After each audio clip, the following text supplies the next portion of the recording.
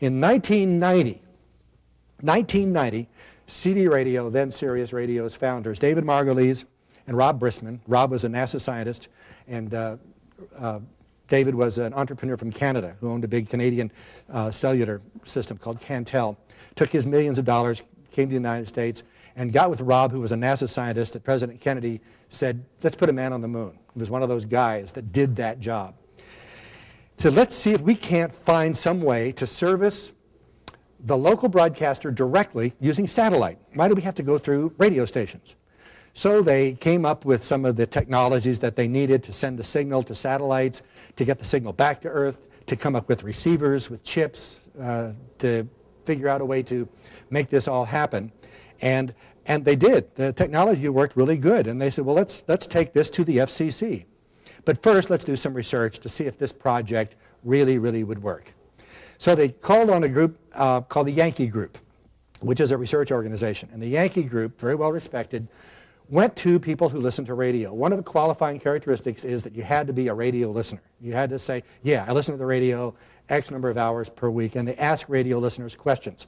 Are you getting what you want from your radio station? What's right with it? What's wrong with it? What's wrong with it? Well, they said, well, we don't seem to get enough music that I like. I don't hear a station playing the kind of songs that I like. We have a lot of stations in my city, but I don't hear what I like. I don't hear any classical music. I don't hear any jazz. I don't hear any bluegrass music. I don't hear any this or that. And when I do listen to a station, that station seems to play the same songs over and over again.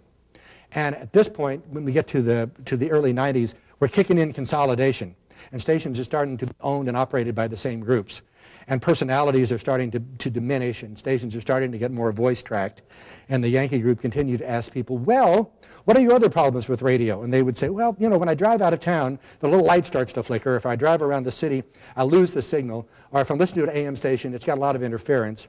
So the Yankee Group said, well, if you could have a technology that would help you listen to stations over a long distance and improve the quality, would you go with that? And they said, yeah, okay, I think we would. Well, what else don't you like about it? And they said, well, we hear so many commercials. I mean, it's one right after the other. We hear the same commercials repeated over and over and over again. So the Yankee Group asked these people, well, now, what if there were no commercials? Would that entice you? And then the kicker question is, well, if we give you the better signal and the better variety and the no commercials, would you be willing to pay for it? So, well, I don't know. How much? We're talking like $50 a month? What is it? So the price point came down to, you know, 15, 6, 5, 7, 9, 11, 12. And you end up with Sirius's price point is about 12 or 13 bucks.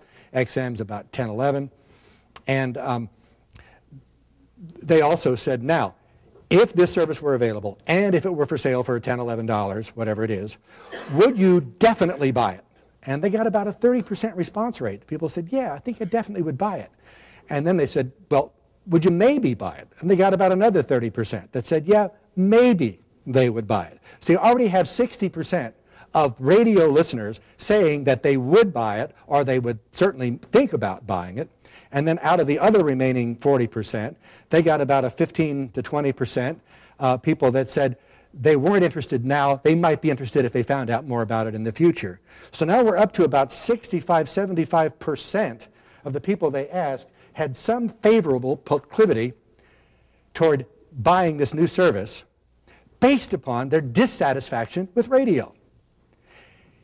If radio had been providing what these people wanted in 1990 when the Yankee Group did their research, there would be no satellite radio today.